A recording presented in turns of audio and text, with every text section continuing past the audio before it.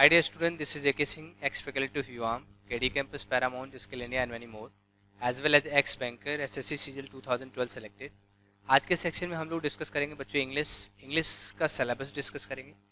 जितने भी competitive exams होते हैं, चाहे वो SSC CGL CPO या IBPS की बात करें, SO या AFO की बात करें, तो जो सिलेबस है सबसे पहले सिलेबस को डिस्कस करेंगे, उनको कैसे पढ़ेंगे, उनको कैसे अप्रोच करना चाहिए, कैसे समझ में आएगा, समझ में क्यों नहीं आता, इन सारे रीजंस पे आज हम लोग चर्चा करेंगे। तो सबसे पहले हम लोग इंग्लिश के सिलेबस की तरफ मूव करते हैं। तो सिलेबस को समझिए। पहला पॉइंट है, पॉइंट टू पॉइंट मैं चीज़ों को समझाता चला जाता हूँ, आप देखते चले जाइए। जहाँ पे भी डाउट होगा will just discuss once again. तो पॉइंट 1 में मैं आप लोगों को सिलेबस के बारे में एक बेसिक समझ देता हूँ। इंग्लिश के सिलेबस की जहाँ तक बात करें बच्चों, चाहे वो SSC CGL की बात हो, CPO की बात हो, LDC की बात करो, रीट की बात करो, या फिर जितने भी कॉम्पिटिटिव एग्जाम्स होते हैं, उनका सबका अपना एक स्टैंडर्ड सिलेबस होता है जिसमें 3 सेगमेंट आते हैं। अगर मैं उन सारे एग्जाम्स की बात करें, चाहे IBPS SO की बात करें, FO की बात करें, जितने भी एग्जाम्स होते हैं जहाँ पे भी इंग्लिश इंट्रोड्यूस होता है, अगर उन सारे सिलेबस की बात करूँ और सारे सिलेबस को ध्यान में रख करके मैं उनको अगर कैटेगराइज करूँ तो उनकी 3 कैटेगरी बनती है। पहला देखो, 3 कैटेगरी कौन कौन सी बनती है। पहली कैटेगरी बनती है उनकी ग्रामर की, एक कैटेगरी बनेगी जिसको हम लोग बोलेंगे ग्रामर। दूसरी कैटेगरी बनती है जिसको हम बोलेंगे वोकैबुलरी वाला सेगमेंट, और तीसरी कैटेगरी जिसको बोलते हैं कॉम्प्रिहेंशन वाला। ये 3 सेगमेंट बनते हैं। एक तो बनेगा जिसको हम लोग ग्रामर वाला पार्ट बोलेंगे, दूसरे को वोकैबुलरी वाला और तीसरे को कॉम्प्रिहेंशन वाला पार्ट बोलेंगे। मतलब जितने भी स्टैंडर्ड एग्जाम्स हैं उनके अगर सिलेबस को देखेंगे तो इसमें 3 कैटेगरी बनती है, जिसमें ग्रामर, वोकैबुलरी और कॉम्प्रिहेंशन की बात करते हैं। अब अगर मैं ग्रामर की बात करूं तो ग्रामर में देखो कई सारे सेगमेंट आते हैं। जैसे पहला आता है बच्चों कॉमन एरर। कॉमन एरर क्या होता है? कॉमन एरर में क्या होगा कि देयर आर 4 या 5 टाइप पार्ट ऑफ सेंटेंसेस। एक सेंटेंस होगा जिसके 4 या 5 पार्ट कर दिए जाते हैं। मतलब अगर हम लोग SSC की बात करें तो 4 पार्ट होता है, बैंक के एग्जाम की बात करें तो 5 पार्ट होता है। उसमें कहा जाएगा फाइंड आउट द एरर। एक पार्ट ऐसा होगा जिसमें एरर होगी, उसे हम लोग बोलेंगे कॉमन एरर। इसकी कई सारी लेटेस्ट वैरायटी जो अभी नए एग्जाम्स हो रहे हैं या लेटेस्ट जो एग्जाम्स हो उनमें वैरायटी अलग अलग होती है। कई बार क्या होता है कि 4-5 सेंटेंसेस दे दिया जाता है, उसमें से एक सेंटेंस सही कर दिया जाता है, 4 गलत हैं उसमें से एक सही है, तो पूछा जाता है कि बताए फाइंड आउट द एरर, या कौन सा वाला सेंटेंस है जो सही है। कई बार ऐसा होगा कि सारे सही दे दिया जाएगा, एक गलत कर दिया जाएगा, तो कहा जाएगा कि बताइए कौन सा वाला गलत है। तो वैरायटी कई सारी हो सकती है। या फिर कई बार क्या होता है कि उसी सेंटेंस के ABCD 4 पार्ट करके कर दिया जाता है कि 4 ABCD में से कौन सा वाला सही होगा। या फिर इसी में से कई बार ऐसा कहा जाता है कि 2-2 सेंटेंस सही या गलत कर दिया जाता है, AB सही है कि BC सही है कि CD सही है। तो वैरायटी डिफरेंट बहुत सारी होंगी। वो सारी वैरायटी हम लोग लेटर ऑन डिस्कस करेंगे क्लास में।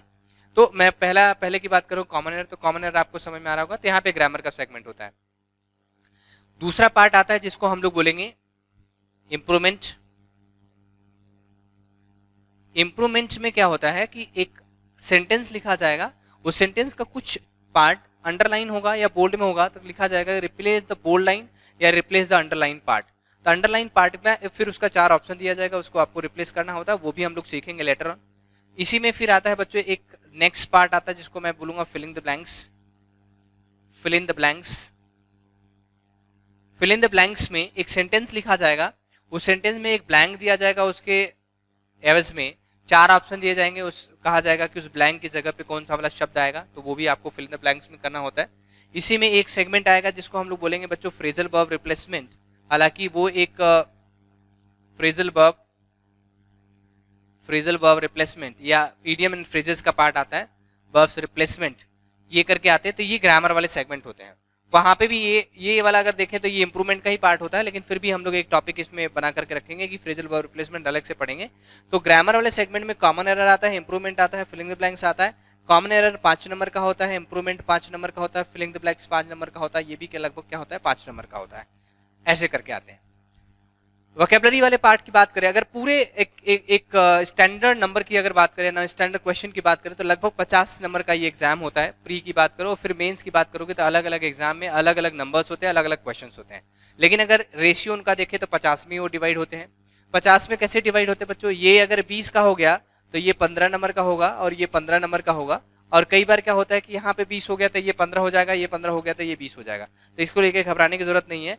ये एक स्टैंडर्ड मतलब स्कोर है, पहले 50 में ही डिवाइड होता था। अब क्या हो रहा है कि जैसे ऑनलाइन एग्जाम्स होते जा रहे हैं तो कभी 30 का एग्जाम हो जाता है। जैसे बैंकिंग एग्जाम्स की बात करें 30 का होता है, फिर 25 का भी होता है।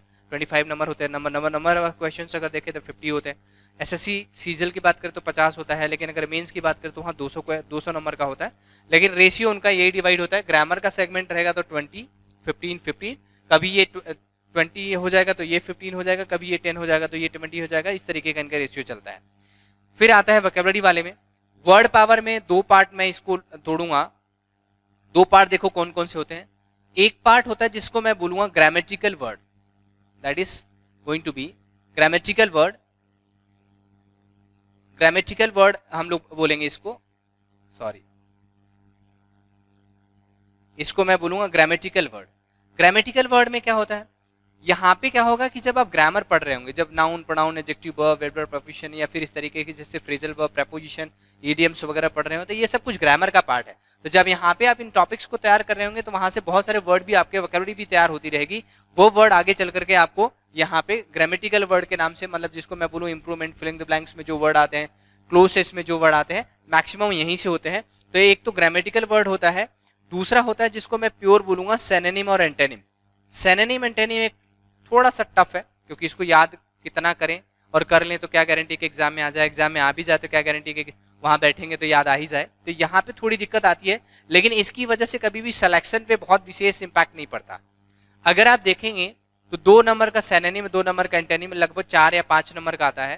तो अगर 50 में 5 नंबर की बात करें तो 10% सिनोनिम एंटोनिम आता है, बाकी जो बाकी बचे 90% तो वो तो ग्रामर और कॉम्प्रिहेंशन वाला पार्ट आता है। अब हाँ, ये जरूर मैं कहूंगा ये याद करें या ना करें, अब सवाल ये आता है कि सर याद करें या ना करें, तो मैं मना नहीं कर रहा हूं, लेकिन हाँ ये जरूर कह रहा हूं कि इसकी वजह से बहुत विशेष फर्क एग्जाम पे नहीं पड़ता, तो घबराने की बिल्कुल जरूरत नहीं है।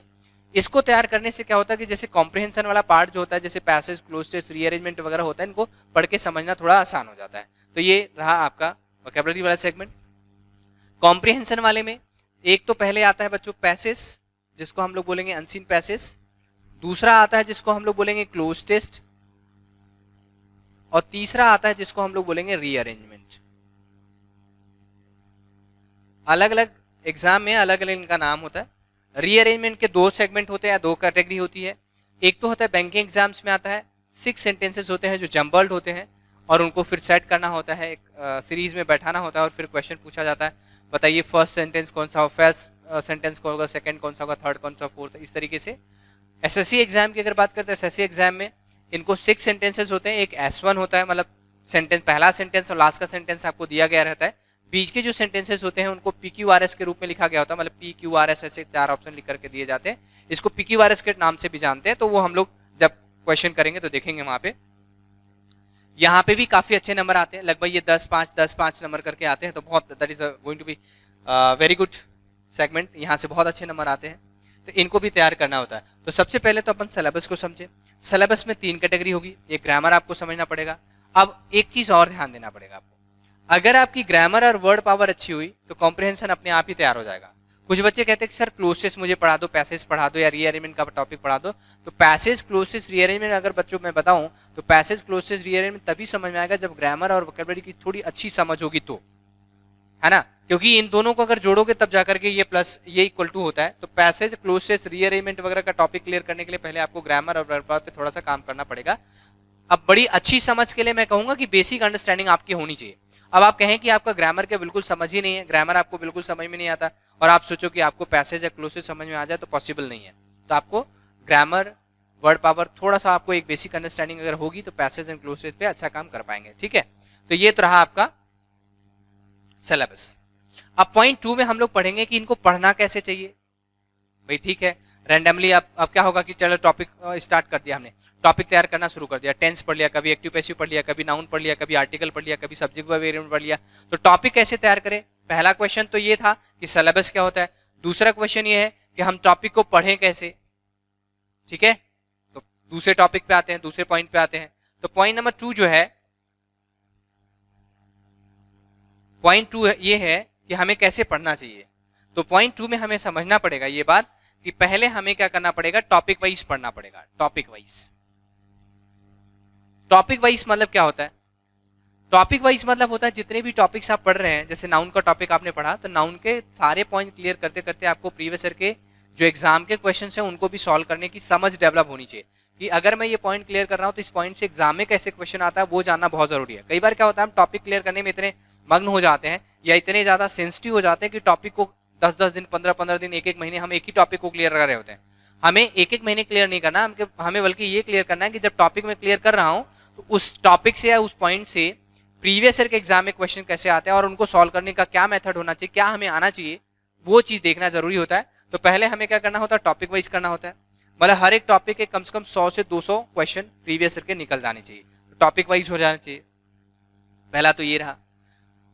दूसरे पार्ट पे आपको आना चाहिए चैप्टर वाइज। चैप्टर वाइज है। अब चैप्टर वाइज का मतलब क्या समझते हो, जितने भी एग्जाम्स होते हैं उनका सबसे पहले गवर्नमेंट एक सिलेबस डिसाइड करती है, सिलेबस आपको नोटिफाई करती है।